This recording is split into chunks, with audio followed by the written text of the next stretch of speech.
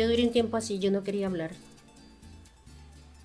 A mí me decían, ¿usted qué opina? Yo tenía la mente en blanco porque ni siquiera ponía cuidado de lo que la gente hablaba, o sea, de lo mismo que el temor y de lo mismo que de pronto al principio me daba cuenta de algunas cosas tan terroristas, tan terror que le daban a uno de que uno escuchaba que la gente hablaba. Entonces a mí me daba miedo hablar. Pero ya después yo ya fui como perdiendo el miedo, perdiendo el miedo, perdiendo el miedo. Ella es Verónica, una mujer campesina del departamento del Meta. Su vida, al igual que la de muchísimas otras mujeres de la región, ha estado marcada por el conflicto armado y la violencia política. El Meta está ubicado en el centro de Colombia. Es uno de los 4 departamentos que conforman la región de los Llanos Orientales.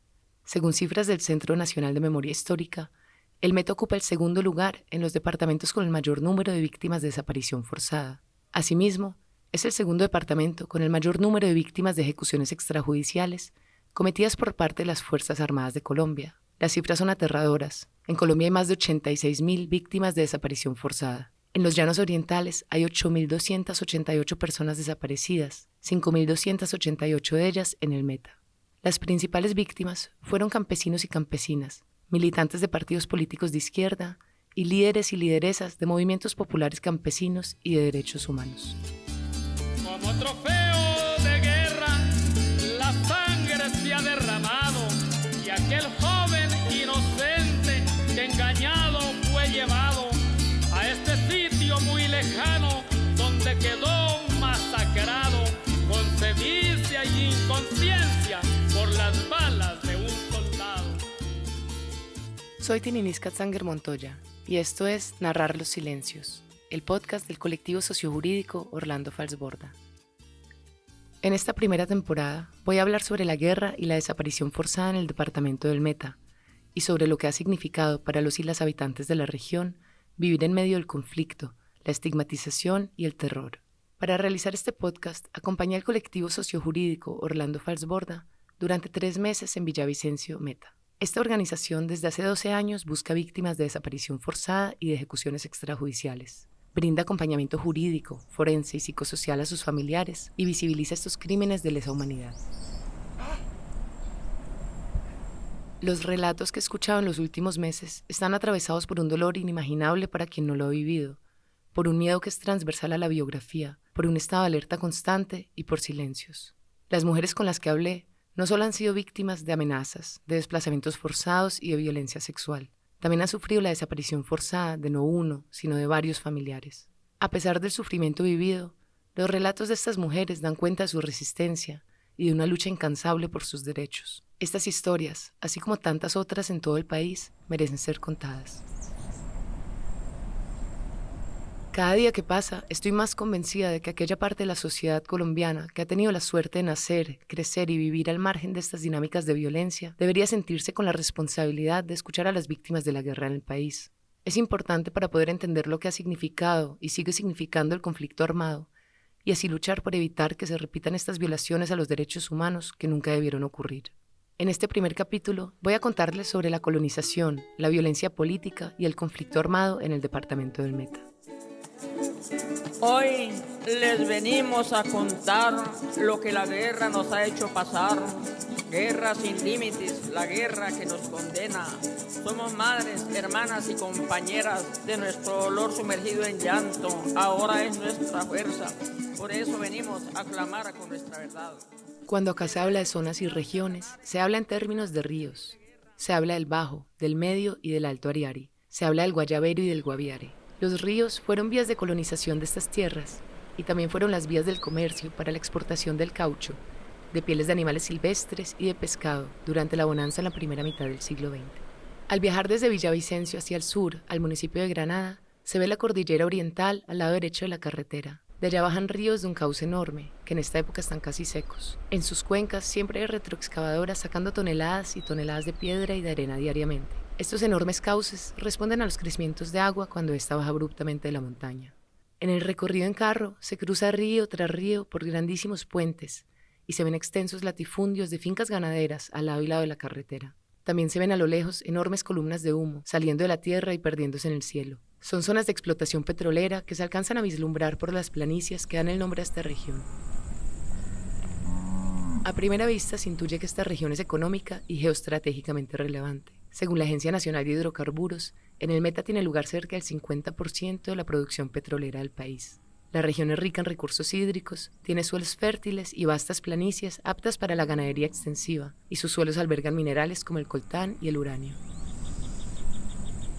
Los llanos orientales fueron colonizados en los años 40 por campesinos y campesinas que venían de otras partes del país, especialmente de los departamentos Huila, Tolima y de Cundinamarca. La mayoría eran liberales que huían de la violencia y la persecución del gobierno conservador de Mariano Ospina Pérez y posteriormente también del gobierno de Rojas Pinilla. Se asentaron en el Meta y el Guaviare y crearon municipios como Lejanías, El Castillo, Mesetas y La Uribe. En las décadas de los 50 y 60 también hubo enormes éxodos de campesinos que atravesaron el páramo más grande del mundo, el de Sumapaz, en duras condiciones, huyendo de la represión del gobierno. En las épocas de bonanza económica también llegaban colonos buscando mejores futuros.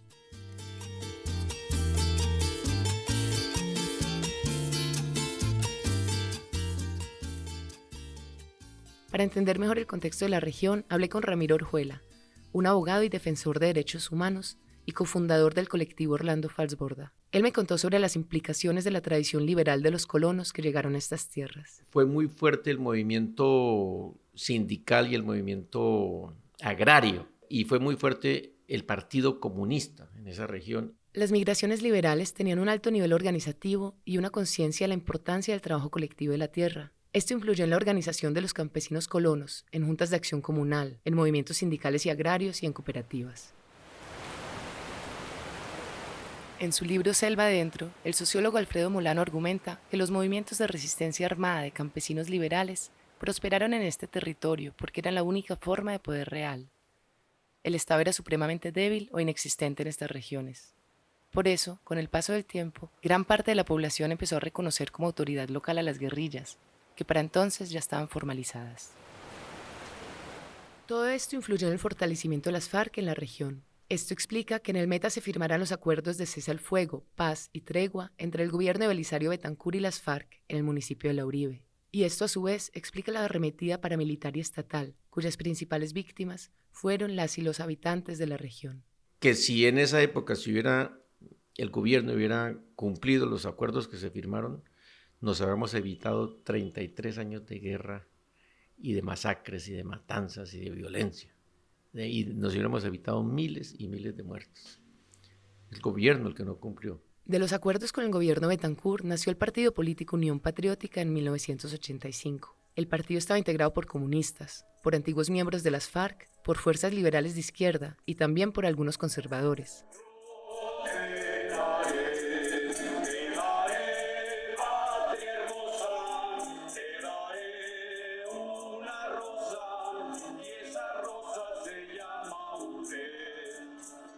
El epicentro político de la UP fue el Meta. En las elecciones de 1986 se posicionó como una de las principales fuerzas políticas de la región. Y eso los asustó en el país. Y vino la contraofensiva total del ejército, de la policía, del DAS, es decir, del gobierno. El ejército en pleno, y la policía en pleno, y el DAS en pleno.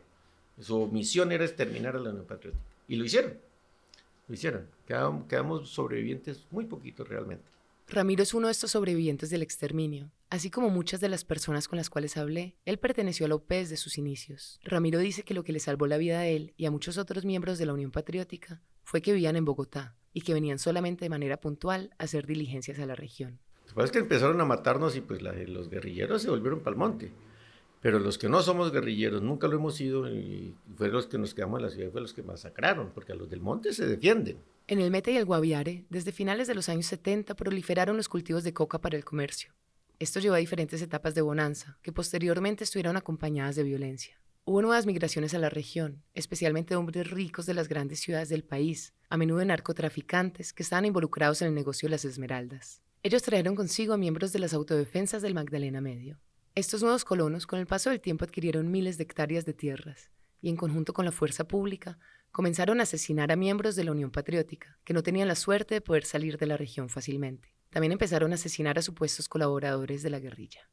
Pude leer una declaración ante la Fiscalía de un sicario, en la cual narra cómo desde los batallones del ejército se contrataban y pagaban los sicarios, y se planeaban y llevaban a cabo los asesinatos.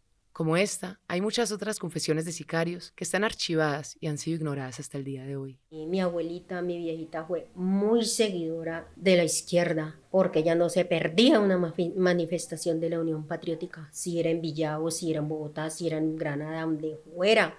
Allá llegaba mi cuchita y pues yo era con ella. Verónica tiene 49 años. Desde su juventud perteneció a la Unión Patriótica y ha sido víctima de desplazamiento forzado en 2 ocasiones. Tiene 2 hermanos y una hermana víctimas de desaparición forzada. Y su esposo, quien también era miembro de la Unión Patriótica, fue desaparecido en 2006. No se puede ser consecuente con la paz y hablar de paz mientras no se combate efectivamente a los grupos paramilitares. De que no se puede hablar de paz ni ser consecuente con la paz cuando no se castiga ejemplarmente a los miembros del Estado comprometidos en la violencia contra la población civil. Ella iba junto a su abuela a manifestaciones en apoyo a Jaime Pardo Leal y a Bernardo Jaramillo Osa. La pertenencia a la Unión Patriótica fue la causa del primer desplazamiento forzado de ella y de su familia. Yo he sido desplazada 2 veces. La primera vez fui desplazada del Castillo Meta, que fue cuando los paramilitares empezaron a hacer la matazón de gente, que fue de la Unión Patriótica. Yo vivía con mi abuelita y un tío. A mi tío lo cogieron los paramilitares y lo tirotearon, le metieron 7 tiros. Bueno, gracias a Dios, no era el día de él porque no se murió. De ahí nos desplazamos fue para la Uribe Meta. Verónica describe el municipio de La Uribe como una zona en sana paz cuando ellos llegaron. Sin embargo, esta paz no duró mucho tiempo. Ya con el tiempo empezó a entrar el ejército, que no era ejército sino bestias salvajes. Llegaban a las casas, eso revolcaban toda la casa, la volvían patas arriba. Si había un hombre lo cogían, lo agarraban a pata, lo torturaban, lo desaparecían. Así vivió Verónica la masacre de la Unión Patriótica. En esta región comenzó el exterminio del partido, que culminó en más de 4.000 miembros asesinados en Colombia a lo largo de casi 2 décadas. Tan solo entre 1986 y 1988 fueron asesinados unos 300 militantes de la UP en el Meta. Eso lo hizo el ejército abiertamente. Eso lo hicieron tan público que no les importaba, como que era normal matar a gente de la Unión Patriótica. Para ellos era parte de su folclore. Lo tomaron como un folclore, matar de la gente de la UP. Para ellos era lo normal, era parte de su oficio. Las fuertes organizaciones populares y los sindicatos, que a menudo eran dirigidas por miembros de la Unión Patriótica, también fueron objetivos militares. La consigna era acabarlos y efectivamente diezmaron la organización sindical y popular a tal grado que hoy en día las organizaciones existen pero muy débiles, muy disminuidas, eso es una realidad. La Unión Patriótica existe pero muy disminuida.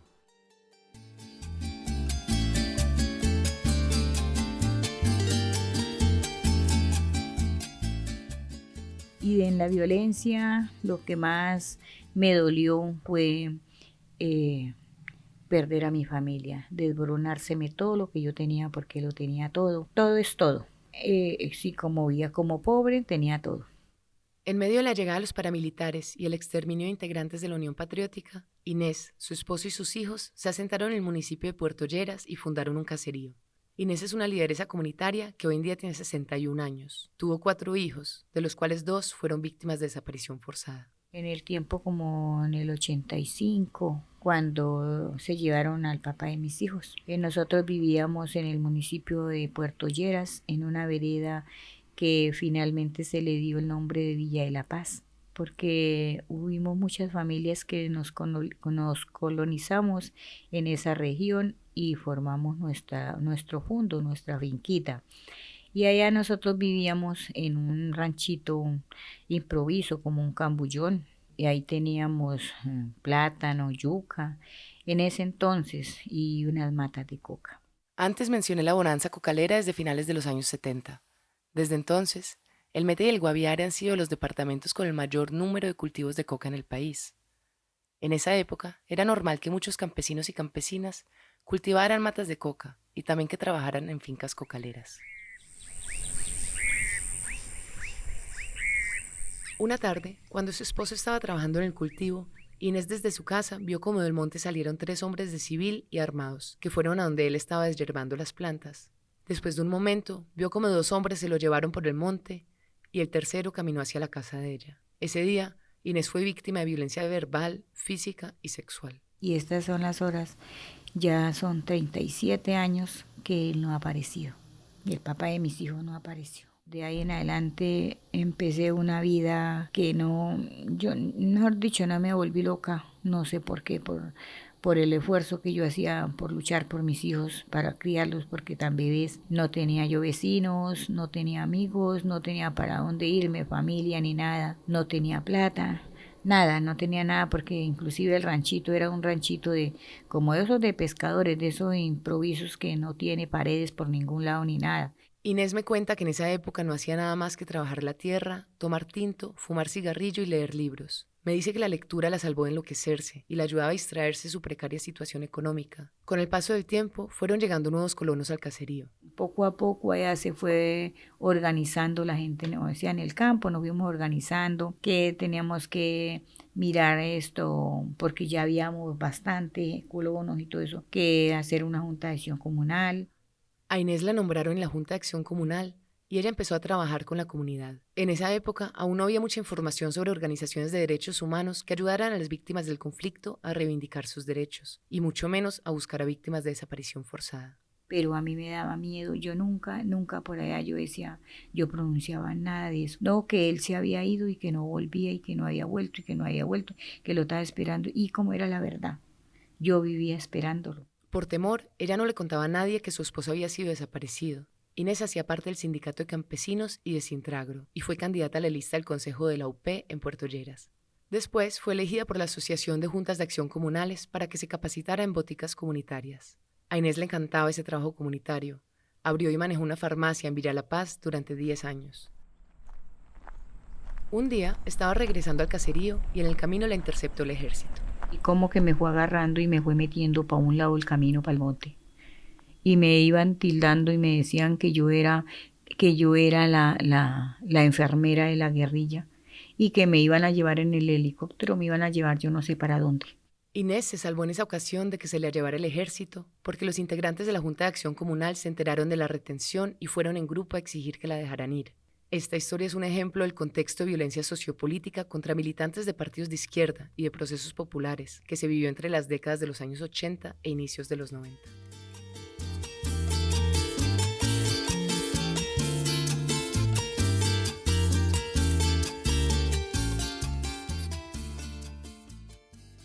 Inés y su hijo Freisy trabajaban en fincas con sembrados de coca. Freisy era raspachín, que es como se llama a las personas que recogen la hoja de coca. Un día, en 1997, Freisy salió para una finca a trabajar y nunca volvió. Inés lo buscó incansablemente, pero hasta el día de hoy no ha sabido de él. Hacer un solo ejército, muchachos. Las autodefensas desde el Putumayo hasta la Guajira. Desde Tumaco, las autodefensas hasta la Arauca hoy, bajo una sola bandera. Las Autodefensas Unidas de Colombia. En 1997, el Grupo Paramilitar Autodefensas Unidas de Colombia, AUC, ingresó al Meta y anunció su presencia con la masacre de Mapiripán. Entre el 15 y 20 de julio, ellos asesinaron a alrededor de 49 personas en colaboración con el Ejército Nacional. Esto ocurrió tras una alianza con los paramilitares de los Llanos Orientales, que respondían al latifundista, narcotraficante y esmeraldero Víctor Carranza. Acá en la región, se dice que Carranza importó a las AUC del Urabá antioqueño. El llamado zar de las Esmeraldas, Víctor Carranza, siempre ha negado cualquier conexión suya con el paramilitarismo. Hoy, Daniel Rendón Herrera, alias Don Mario, aseguró que no en vano unos grupos paramilitares del llano se llaman los carranceros. En 1998, el presidente Andrés Pastrana anunció el inicio de un nuevo proceso de paz con las FARC. Definió una zona de distensión, o sea, un área desmilitarizada en la que podrían permanecer las FARC para adelantar las negociaciones de paz. Los municipios de La Uribe, Mesetas, Vista Hermosa, La Macarena y San Vicente del Caguán conformaron esta zona de despeje. Los primeros 4 municipios quedan en el departamento del Meta, el último en Caquetá. Ambos departamentos quedan en los Llanos Orientales. Confío en que la ilusión de paz de los colombianos será realidad y que esta oportunidad histórica iniciará por siempre y para siempre. Durante la zona de despeje, las personas hablan de una relativa calma. Se sabía que las FARC dominaban el territorio y que había que obedecer sus leyes, pero no había enfrentamientos con paramilitares o con fuerza pública ni masacres. Tampoco había presencia del Estado, que de todas formas, desde hace décadas para estas personas no representaba una protección real. Al contrario, era un actor armado más al que había que temer. La guerrilla se creció porque fue un campo libre que les dejaron a ellos para estar para arriba y para abajo, para hacer sus cosas. Pues igual ellos no mataron ni nada en ese tiempo, porque ¿para qué? En la zona de despeje se vivió muy en paz se vivió. Sí los veía uno por ahí, para arriba y para abajo, pero yo no le hacía nada a uno. Pero sí la guerrilla en ese tiempo se creció, o sea, se aumentó. He tomado la determinación de no continuar con el proceso de paz con las FARC. Este grupo guerrillero, con sus acciones y con su actitud, se ha encargado de cerrarle la puerta a la solución política. Por lo anterior, he decidido poner fin a la zona de distensión. El 20 de febrero de 2002, el presidente Andrés Pastrana declaró el fin de la zona de distensión y además ordenó a las fuerzas militares retomar esta zona. Yo nunca había alcanzado a dimensionar la magnitud de lo que esta noticia significó para los habitantes de la región, hasta que hablé con las personas que vivieron acá en esta época. Y cuando se acabó la zona de despeje, que ya les quitaron el territorio ese a la guerrilla, entonces ya fue la represión militar y todos nosotros los campesinos éramos guerrilleros para ellos. El gobierno nunca consultó con los habitantes de la región antes de decretar la zona de despeje en estos territorios. Ellos tuvieron que vivir 4 años con las FARC como única ley en la región. Tras las fallidas negociaciones, el campesinado vivió una estigmatización y una represión militar nunca antes vista. Cuando se anunció la retoma y la militarización de la región, los y las habitantes no solo quedaron en el fuego cruzado de un día para otro, además de eso, fueron acusados de ser colaboradores o integrantes de las FARC. Así acaba este primer capítulo. En el siguiente capítulo les hablaré sobre lo que vivieron los habitantes de la antigua zona de distensión tras el rompimiento de la mesa de negociaciones y lo que significó para ellas el inicio del gobierno de Álvaro Uribe Vélez y su política de seguridad democrática, ejecuciones extrajudiciales, desaparición forzada y desplazamiento forzado. Son los responsables de tanto error y pecado. Preguntan por todas partes a los entes del Estado, exigiendo una respuesta a este asunto delicado, pero nunca han contestado. Todo el mundo se ha callado.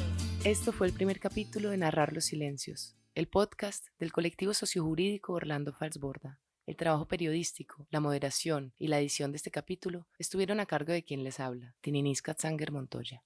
Los nombres de las mujeres que narran sus relatos en este podcast fueron cambiados por razones de seguridad.